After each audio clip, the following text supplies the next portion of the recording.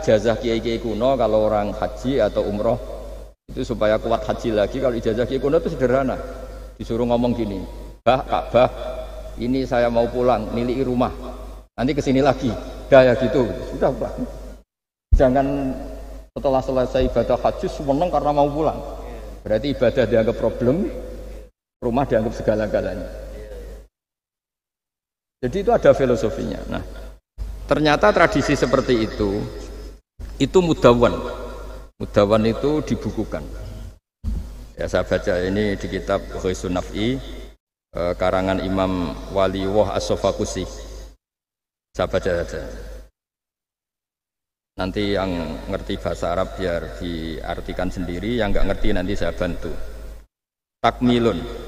Nah, ini khusus para hafid tadi yang ikut khataman, mohon didengarkan. Takmilun fi masaila tata'allaku bil khotmi. Al-ula sabatan nasu anil maki min riwayatil bazi wa kumpul wa ghairihima annaman qara'a wa khotama ila akhirin nas qara'a al-fatihata ilal muflihun min awalil baqarah wa sa'al amalu bihada fi sa'iri biladil muslimin. Jadi mulai dulu kalau orang khataman itu ya An-Nas, Fatihah, terus wa ulaika humul muflihun. Dan cara seperti itu wasa al-amalu bihadza fi sa'iri biladil muslimin. Semua negara dunia ya sama seperti itu. Hanya tradisi yang dilakukan bapak saya sampai semua guru-guru kita, guru Quran, termasuk yang di Jantiko dulu, sama sih dulu namanya Jantiko, lama-lama mantap ya.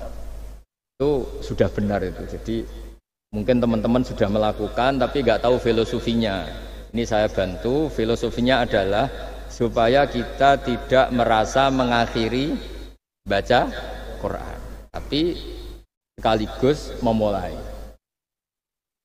Kalau nak kue niat ngakhiri tenan itu seakan-akan kan baca Quran itu problem. Terus ketika berakhir kita senang.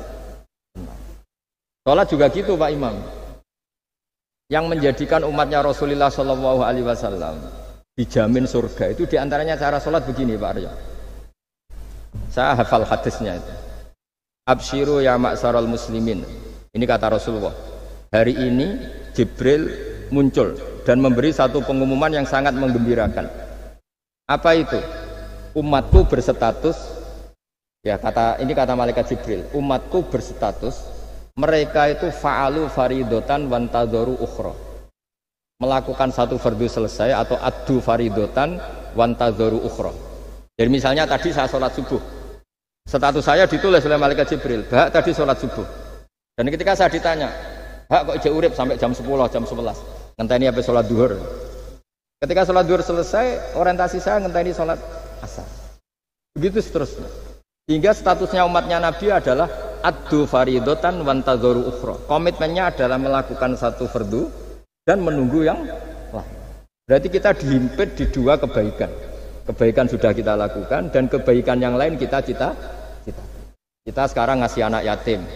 Di hati kita juga ingin mengasih lagi. Ngasih orang miskin juga gitu. Begitu juga kebaikan-kebaikan yang lain. Jika kita dihimpit di dua apa? Kebaikan. Kebaikan yang kita lakukan dan kebaikan yang kita angankan ya atau kita cita-cita. Ya sudah begitu. Jika dengan cara seperti itu orang Islam itu nyaman. Bayangkan kalau kita berstatus punya rumah dan punya rumah lagi, ingin punya mobil lagi. Berarti satu itu minat dunia wa ilat dunia, minat dunia ilat dunia. Itu kalau pas mati, pas khayalnya begitu. Allah posisinya di mana? Ya ini sudah siap ya, setor ya, kata mana? Siap Pak Gua ya. Ya, siap. Sampai berapa juz rencananya? 30. Sampai 30 juz apa juz 30? Juz 30 dulu. Juz 30 dulu. Jadi sampai segitunya guru-guru kita memandu, makanya terus dilatih dzikrul ghafilin, dilatih apa supaya kalau kita biasa pergi kembali misalnya, rombongan kembali. Mungkin kita istighfar.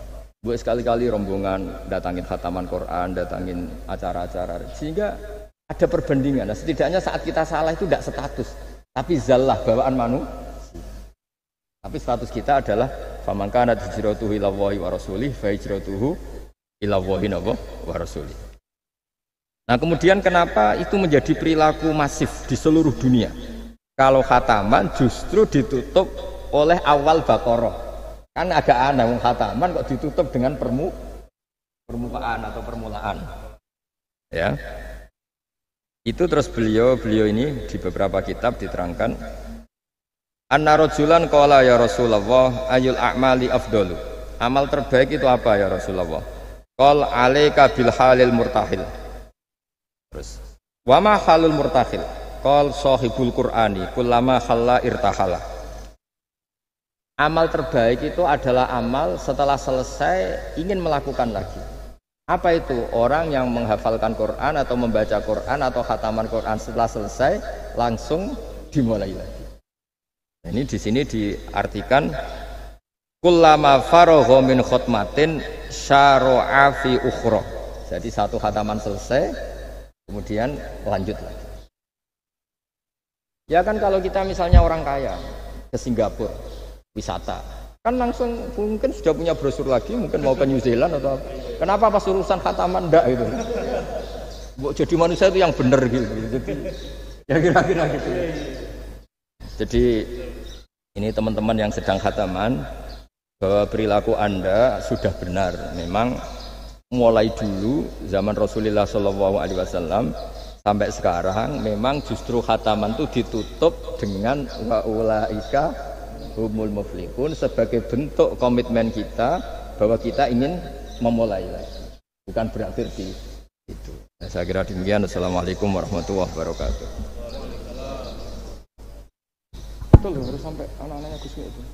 Terima kasih Gus Baha atas segala tausiahnya. Alhamdulillahirabbil alamin.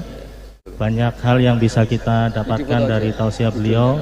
Mudah-mudahan semua menjadi pijakan kita untuk terus berbuat kebaikan dan mewujudkan akhlak sebagai core value BUMN dalam keseharian kita berlandaskan Al-Quran. Untuk selanjutnya tanya jawab, mungkin panitia bisa menampilkan zoomnya dua.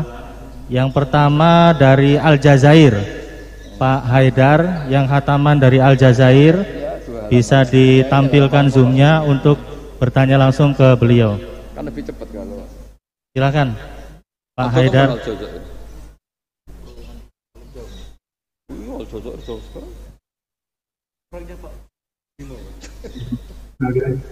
Izin Gus, ini proyeknya Wijaya Gus, Pak Bimo yang Aljazair. Ini paling semangat kan. Silakan Mas Haidar dari Aljazair.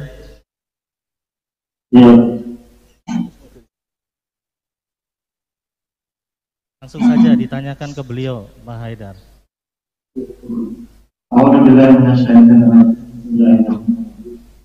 Assalamualaikum warahmatullahi wabarakatuh. Yang saya sangat hormati Gus Baha, kemudian Pak Alia, Pak Bimo, dan teman-teman panitia pengajian, kemudian rekan-rekan dimanapun berada, izinkan saya memperkenalkan diri. Nama saya Haidar Gus Dinar Gus Baha, asli dari Bandung, kemudian instansi saya di PT Wijaya Karya. Kami di sini sama teman-teman sedang membangun 3.950 unit kita di Indonesia apartemen. Alhamdulillah kami semua berada dalam kondisi sehat walafiat, walaupun kondisi pandemi ini tidak terjadi turunan. Ini agak lambat sampainya. Alhamdulillah tim kami sekitar 103 orang, dan kami bagi kemarin dari hari Senin dari mulai gladi bersih, dan hari Senin tanggal 12 kami rapat terkait dengan kegiatan ini. Kami langsung membagi tim gimana caranya supaya rekaman ini semua bisa merasakan atau bisa semua lokasi, karena di sini ada 3 lokasi, ada di Air Debla, ada di Kemis Biliana, sama di El Haras Kebaran, 4 lokasi. Alhamdulillah kami sudah rekam dan kami bagi-bagikan secara langsung. Mudah-mudahan ini membawa keberkahan buat surat kami khususnya Jaya semuanya, seluruh BUMN, Adikarya, PP dan lain sebagainya. Khususnya terkait dengan kamu mediasi, saya berdoa dan memperlihatkan dengan keberadaan kita terlaksananya acara ini. Iwan ini yang memulai Pak, sebaiknya saya bertanya. Pertama adalah tadi sebagian sudah ada paparan khusus ternyata mengenai pertanyaan saya. Pertama adalah kiat-kiat khusus bagaimana kita bisa istiqomah dalam keadaan konsisten Gus-Bah. Konsisten dalam berbuat, berucap, bertingkah laku sehingga benar-benar terjaga keberadaan diri. Terjaga dari apa? Dari terjaganya adalah dari mohon maaf. Segala sesuatu yang Allah tidak diri, terutama dalam keberadaan kami di sini tetap konsisten. Ada dalam dua aturan tadi saya mencermati ada kata-kata yang luar biasa dari Gus-Bah. Salah satunya adalah jalankan aturan yang sudah benar-benar jelas, lakukan. Ya, jelas. Kemudian yang saya catat adalah dengan rasa takut kepada Allah Subhanahu Wa Taala. Ini yang saya coba cermati, ternyata inilah salah satu jawaban yang mungkin. Kita ingin hal-hal yang lain mungkin Gus-Bah mohon dan terkait dengan poin-poin yang lain mungkin bisa mengenal kepada kami yang hadir di tempat ini. Khususnya adalah tetap ada dalam konsisten, ada dalam aturan Allah Subhanahu Wa Taala. Kedua, pertanyaan kedua adalah bagaimana caranya agar senantiasa kita ingin hidup kepada Allah dalam kondisi apapun Gus-Bah, terutama dalam kerinduan bertemu dengan Allah Subhanahu Wa Taala dan bertemu dengan Rasulullah Sallallahu Alaihi Wasallam. Ini dua pertanyaan yang mohon maaf mungkin bisa mewakili kami yang ada di sini, jauh dari keluarga, kemudian jauh dari anak istri, dengan kondisi seperti ini. Karena kadang-kadang kita kalah dengan kondisi yang ada, yaitu rasa takut melebihi rasa takut kepada Allah Subhanahu Wa Taala. Itu mungkin Gus-Bah pertanyaan kami yang ada jauh di sini. Kami di sini jam 3 subuh Gus-Bah, perbedaan dengan Indonesia adalah 6 jam. Karena tadi jam 2 subuh sudah standby dan teman-teman sudah mempersiapkan. Alhamdulillah hari ini pada kesempatan baik ini ternyata kami sudah bisa menjalankan dan bareng-bareng bersama teman-teman. Setelah dengan membawa hati mohon. Assalamualaikum warahmatullahi wabarakatuh. Warahmatullahi wabarakatuh. Terima kasih Kang Haidar. Mungkin pertanyaannya curhat ini Gus. Jadi yang pertama, beliau ini muhibinnya Gus-Bah, jadi langsung kita tayangkan supaya bisa face to face begitu dengan Gus-Bah. Yang pertama yang ditanyakan mengenai bagaimana kunci istiqomah Gus.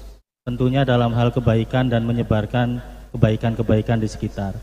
Yang kedua, bagaimana caranya meningkatkan atau keluar dari situasi atau permasalahan apapun itu. Mungkin itu Gus. Mungkin mohon pencerahannya. Enggak tafsirnya jiran sendiri. Itu yang kita catat Gus. Ini kesurupan nih. Kesurupan. Silakan Gus. Ya, terima kasih Mas Haidar. Bismillahirrahmanirrahim. Kalau rumus istiqomah paling mudah itu kata Imam Nawawi dalam kitab Al-Majmu' itu adalah keputusan ilmu. Kalau keputusan nafsu itu kita nggak mudah istiqomah. Imam Nawawi mencontohkan begini, misalnya habis maghrib kita istiqomah baca Yasin. Itu cara pemaknaan itu baca Yasin itu kebaikan. Sehingga nanti kalau kita batalkan karena anak kita sakit atau karena ada orang tua kita sakit, kemudian kita ke rumah sakit mengantarkan, ini juga tidak mengganggu istiqomah baca Yasin. Karena maknanya adalah baca Yasin kebaikan, ditinggalkan untuk kebaikan yang bentuknya lain. Jangan seperti istiqomah versi ghairu ahlil ilm yang dikatakan orang-orang yang tidak ahli ilmu. Sehingga kadang cara berpikir, ya tetap maca Yasin senajan to makmu wis kejet-kejet gitu. Nah, itu akhirnya kan kayak Islam itu jadi sadis. Jadi demi istiqomah meninggalkan ibadah sosial. Maka banyak ulama mengatakan istiqomah itu ya kebaikan ke kebaikan yang lain, kebaikan ke kebaikan yang lain. Makanya saya bilang istiqomah itu adalah keputusan ilmu. Itu kata Imam Nawawi. Sehingga dalam banyak hal saya beri contoh. Hidup ini baik apa enggak? Ya baik, karena hidup ini menjadi mazra'atul akhirah. Referensi kita masuk surga dan neraka itu berdasar kehidupan sekarang ini. Berarti hidup ini spesial. Kita surga ya diputuskan ujian di kehidupan ini, neraka juga iya. Berarti kehidupan ini spesial. Tapi suatu saat kita pasti mati, dan mati itu baik enggak? Ya baik. Baiknya di mana? Ya kamu sudah tidak bisa maksiat lagi. Sehingga Nabi itu cara berdoa itu indah sekali. Allahumma ahyini ma kanatil hayatu khairan li wa tawaffani ma kanatil wafatu khairan li. Allahumma ij'alil hayata ziyadatan li fi kulli khairin wal mauta rohatan li min kulli syarrin. Segampang itu Nabi melihat kehidupan dan mati. Mengajarkan kita, tentu mengajarkan kita. Ya Allah, jadikan hidup ini, anggap saja saya ini masih menambah budi-budi kebaikan. Kalau saya mati, anggap saja ini berakhirnya semua maksiat saya. Mungkin sekarang kita ada zina, mungkin sekarang kita ada korupsi, tapi potensi itu tetap ada. Yang bisa mengakhiri potensi itu apa? Ya mati. Maka mati itu tidak problem bagi orang-orang baik. Kalau sampai anggap problem berarti agak kurang baik. Jadi sehingga ya hidup itu ya biasa, mati. Saya ini termasuk kiai muda yang nggak mati takut mati, ya biasa. Hidup ya mau, mati ya mau, ya biasa aja. Karena begitu indah ajarannya Nabi. Ij'alil hayata ziyadatan li fi kulli khairin wal mauta rohatan li min kulli syarrin. Dan kalau ada kematian berarti anggap akhir dari segala keburukan. Maka berkali-kali saya ngomong, orang-orang alim dulu itu sudah pinter. Kalau ada badan narkoba, penjahat mati, itu tetangganya tetap disuruh bilang, ini orang baik, dia saksikan dia. Tetangganya protes semua, baiknya di mana orang nakal gitu. Padahal kiainya bilang baik kan sudah mati, tidak bisa apa-apa sudah. Artinya ada sisi kebaikan dalam kematian, yaitu segala keburukannya, bahkan potensi keburukannya menjadi berakhir. Jadi masalah nikmat juga gitu. Orang berharap bisa hidup itu sesuai rencananya.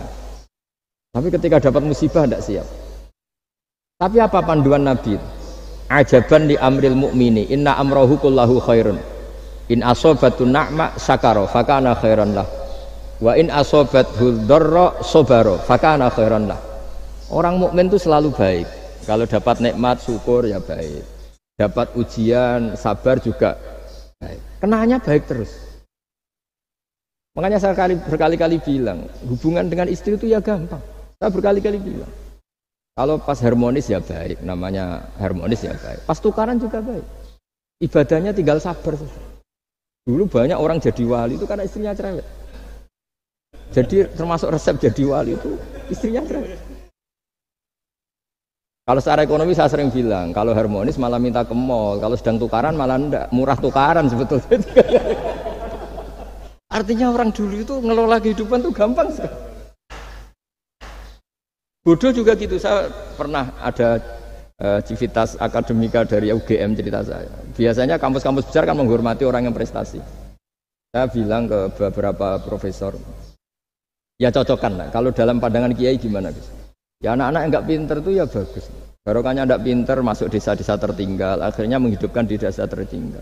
Kalau pinter inginnya di Jerman, terus dapat beasiswa, malah kadang-kadang nggak mau pulang. Barokahnya nggak pinter mau di desa-desa terbelakang, akhirnya merata pembangunan di Indonesia. Di dunia kiai juga gitu, kadang yang alim paling jadi ketua MUI atau apalah. Barokahnya nggak alim dia di desa tertinggal, kelasnya pendiri masjid. Artinya kalau dalam pandangan Islam itu semua itu ada hikmahnya. Jadi Allah bikin orang ada yang bodoh itu sudah direncanakan. Barokahnya bodoh itu mau di desa terbelakang. Kalau nggak bodoh nggak mau dia. Ya itu cara Allah untuk menyebarkan kebaikan. Ya ini kan fatwa ala kiai, sampean jangan buka. Wah ini berarti bikin itu Gus, berarti orang bodoh ya hebat. Ya memang hebat, Allah sudah merencanakan, tapi ya jangan dimasifkan. Orang bodoh jumlahnya sudah banyak lah, tidak usah ditambah. Tapi ini cerita, terus sampean Allah itu sudah punya rencana. Allah itu sudah punya rencana. Jangan sampai kita ini nggak tahu rencana Tuhan. Makanya akhir dari kesimpulan orang-orang itu, orang-orang baik, subhanak rabbana subhanak rabbana ma khalaqta hadza batilan subhanaka faqina adzabannar. Semua yang engkau ciptakan itu tidak ada yang sia-sia. Saya pernah di Korea, ini pengalaman saya. Itu rata-rata saudara kita yang ke Korea itu kan nyari uang. Ternyata setelah di sana nggak ada masjid, ya do bikin masjid, kadang nyewa. Itu cara Allah untuk menyebarkan Islam di Korea, kadang ya lewat pekerja itu. Dulu Indonesia sejarah yang terkenal ada Islam ya ada orang ingin kaya terus dagang ke Indonesia, orang Gujarat. Gara-gara dagang ke Indonesia terus kenal orang pribumi karena bawaannya orang Muslim ya mengkampanyekan Islam terus ada Islam. Jadi sederhana. Mbah Mun pernah cerita Harun Ar-Rasyid itu kalau punya tahanan politik itu dibuang. Itu di Irak, Baghdad. Buangnya di mana? Di Fakfak, di Irian Jaya. Makanya di Fakfak itu banyak imigran turunan apa? Arab. Itu dulu itu rival politiknya Harun Ar-Rasyid. Ketika di sana melihat orang Irian tuh pakai koteka itu bilang Urian terus jadi Irian itu. Urian itu maknanya apa? Telanjang. Jadi bahasa Arabnya telanjang itu apa? Urian itu telanjang, jadi Irian ya. Itu ya barokahnya buangan politik ya, tapi bukan tahanan kriminal, tahanan politik dibuang di sana, kemudian ada Islam di sana. Itu cara Allah. Begitu juga Islam di Eropa, kadang dibawa mahasiswa yang dulu ketika di Indonesia agak kepikiran jadi kiai. Barokah kuliah di Eropa malah jadi kiai, mereka nggak ada saingannya. Nggak ketemu saya lah kira-kira gitu. Kalau di sini kan nggak bisa jadi kiai. Artinya sudahlah Allah itu nggak usah diajarin gitu. Makanya Allah pernah ngendikan kul atu alimuna wa bidinikum. Aku itu pangeran, ora usah warai carane beragama. Nah kita sekarang ini beragama tapi ngajari Allah. Harusnya Islam tuh gini ya Allah. Pangeran mbok warai. Makanya rata-rata dunia ulama itu dunia minum ide di bab itu. Karena harus yakin agama ini milik Allah pasti diurus Allah. Allah tidak usah diguruin gitu. Tapi kalau kita kan nggak ingin punya konsep organisasi apa, forum apa untuk mengembangkan apa, ya itu bagus lah namanya ikhtiar itu. Tapi kalau di dunia ulama itu malah enggak. Karena Allah punya cara sendiri untuk menyebarkan. Ya, coba yang membawa Islam ke Amerika itu orang imigran. Di Eropa juga sama, apalagi di Prancis ya, itu kan imigran Aljazair rata-rata. Makanya Mas Haidar ini dari Aljazair. Ya sudahlah, kita ikhtiar, istiqomah itu nomor satu, benahi ilmu Anda, cara berpikir Anda. Ya ketika kita harmonis ya istiqomahnya syukur, kalau tukaran istiqomahnya sabar. Kalau punya teman sebaik ini ya istiqomahnya mitra kebaikan. Kalau sedang benci ya bagus lah, barokahnya itu udah utang, udah ngel-ngel, sudah digenteng saja hidup itu. Masyhur itu dawuh Imam Syafi'i, man ahsana ilaika faqad qayyadaka. Waman asa ilaika faqad atlaqaka. Orang yang berbuat baik kepada kamu sebetulnya itu mengunci kamu, mengikat kamu. Kamu loh ini kalau Pak Aryo terlalu baik sama saya, yang susah juga saya. Kalau nanti anaknya kawin, resepsi gak diundang saya gak enak. Tapi kalau dia agak-agak jahat sama saya, gak tekos, peduli. Kan pantas. Jarno.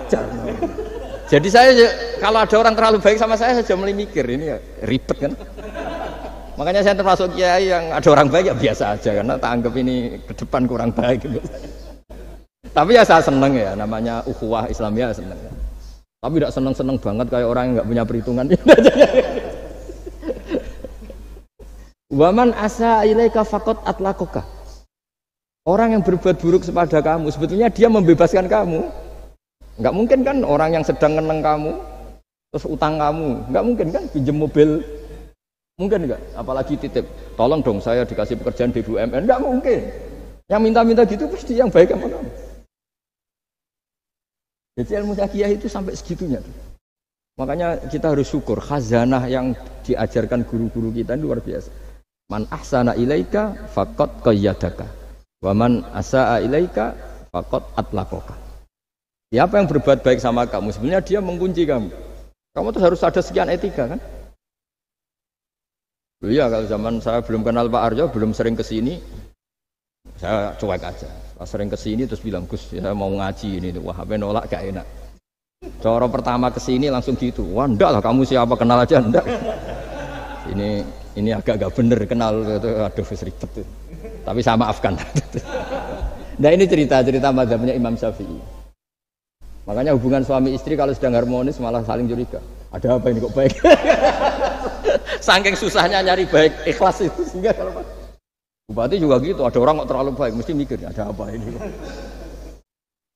Artinya gini, kalau kita dengan ilmu itu ngadepi sesuatu enteng saja.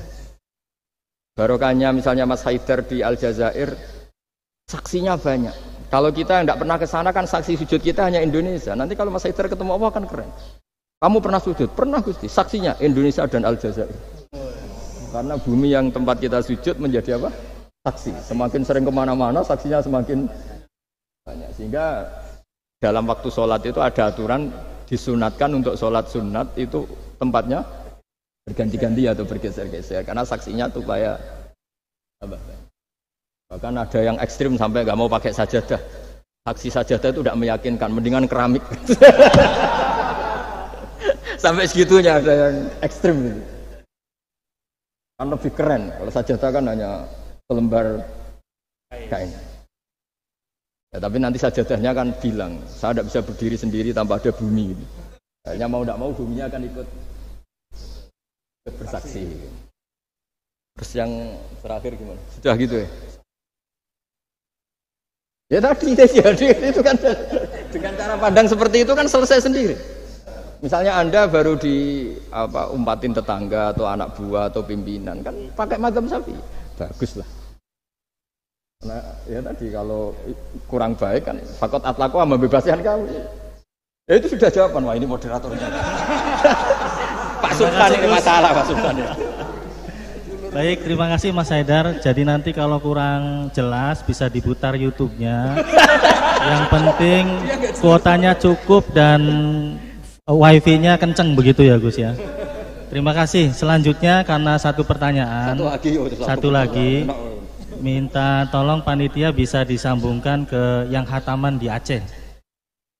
Kalian aja sama yang Merauke ya. Tapi satu pertanyaan saja singkat. Jangan punya cita-cita misalnya ingin bikin nggak disampaikan. Itu status Anda.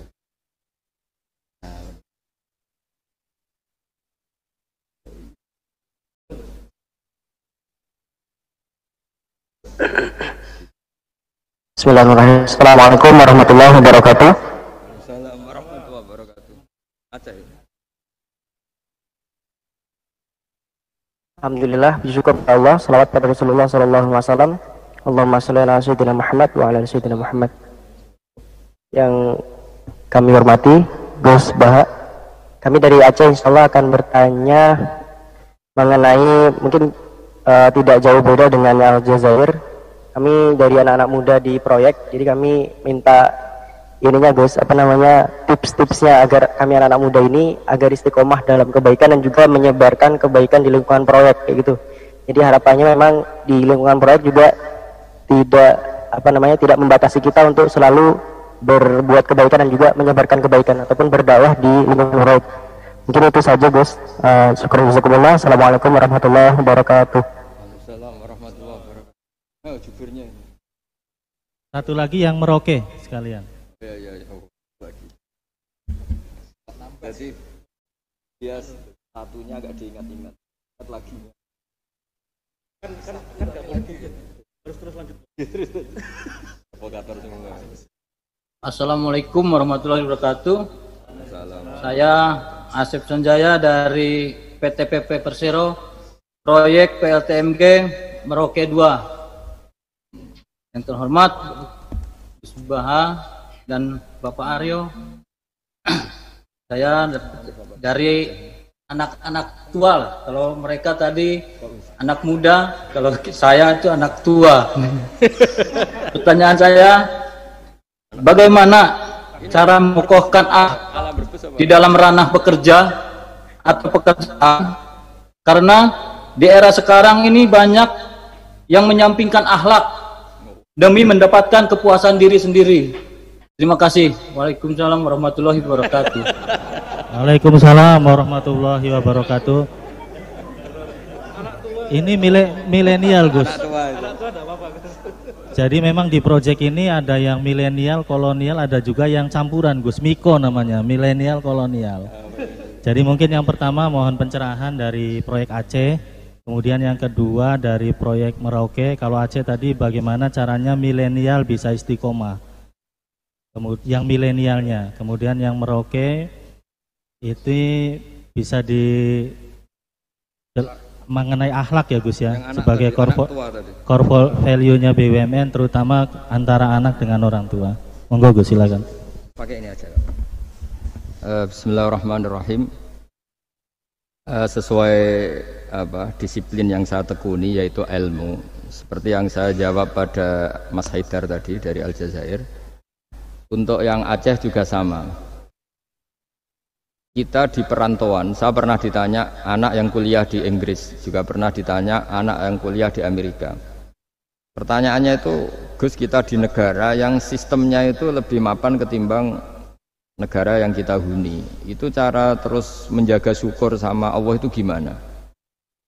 Ya saya jawab, apapun baiknya negara di Eropa maupun Amerika, ketergantungan Anda pada sistem negara itu lebih tergantung pada nikmatnya Allah.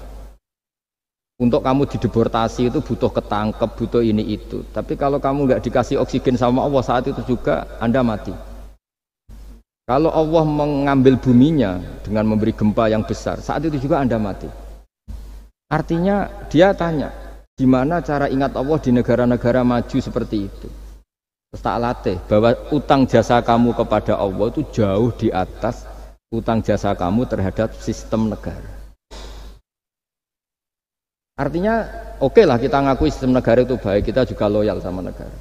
Tapi kenapa orang Islam selalu disuruh uzkuru wa dzikron katsira, ingat Allah sebanyak-banyaknya? Karena nikmatnya Allah memang jauh lebih banyak. Kita dapat uang BLT itu ada prosedurnya, setidaknya dimiskinkan dulu, didaftar dulu. Tapi kalau dapat oksigen sekarang juga, kita tidak pernah setor miskin sama Allah, sudah dikasih. Kita pakai buminya Allah, tidak setor kebutuhan dulu, status apa, langsung dikasih, langsung pakai, nggak bayar lagi.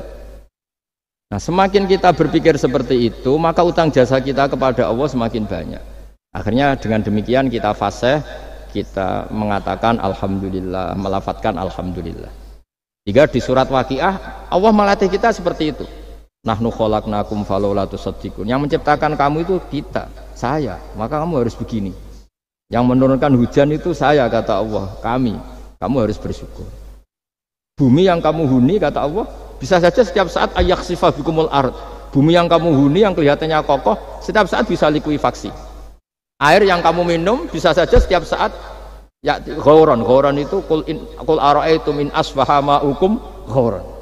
Dengan melihat seperti itu, bumi yang kita huni ternyata enggak posisi aman. Setiap saat Allah bisa membuat likuifaksi. Nah, dengan cara seperti itu kita akan tahu betapa ketergantungan kita kepada Allah Subhanahu wa ta'ala, sehingga mudah ingat Allah terus menerus. Ya, dengan cara tadi baca wiridan-wiridan yang diajarkan guru-guru kita, termasuk yang ada di kitab-kitab Dzikrul Ghafilin dan sebagainya. Nah, yang untuk anak tua tadi juga sama seperti itu.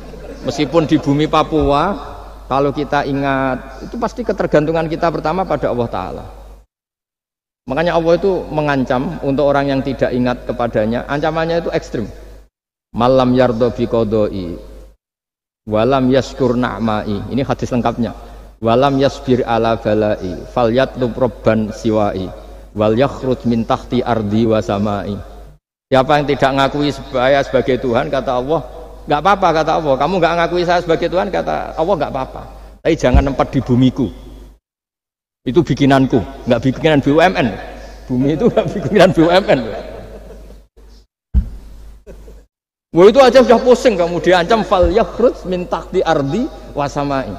Sudah, kamu nggak apa-apa ngakui saya ada Tuhan, nggak apa-apa, kata Allah. Tapi jangan nempat bumiku. Terus mau nempat di mana tuh? Ngontrak ada. Ya gitulah kira-kira cara, yaitu lagi-lagi saya bilang karena saya nekuni ilmu, ya saya jawab dengan cara ilmu. Ya, terus beberapa kiai dengan cara suruh ngelafatkan kalimat-kalimat thayyibah tertentu. Tapi itu pun nanti muaranya itu ilmu. Karena kalimat-kalimat itu menjadi baik dan berkualitas juga berdasar ilmu. Makanya saya bilang supaya mudah ingat Allah, caranya gimana? Semua yang kita pakai itu milik Allah. Maka terima kasih utamanya kepada